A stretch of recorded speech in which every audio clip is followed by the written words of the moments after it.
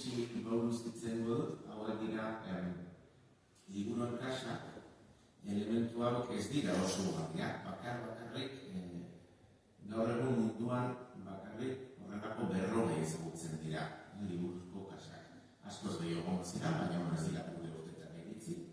Hemen ikusi ditugu, oso elementu ugari dauzka irudionek, hemen gainean ikusten duguna da liburu baten poltsa, eta poltsa irekitzen zen, liburu bat ebatzen zen. Gero, hau da, ikusten zuen gerriko bat daukada, gerrikoarekin, hau da liburu poltsa bat, liburu kasa bat.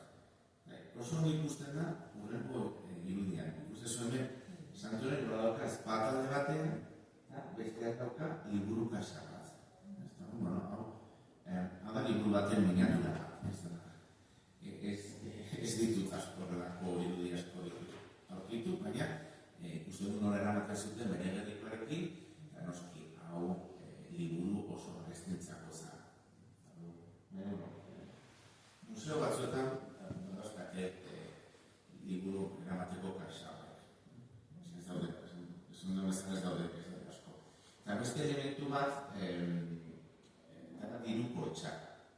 Dauzkago bi adibide, hau da, ezen honetan ikusitu zuen merkatariak itxasuntzitik atera eta egiten dute lehenengo gauza, zerrak ordaintzea.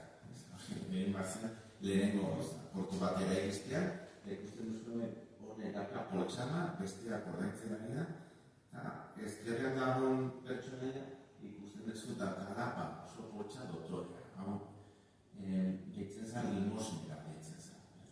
Limosnera, dana, eta bestea da poltsa garruta.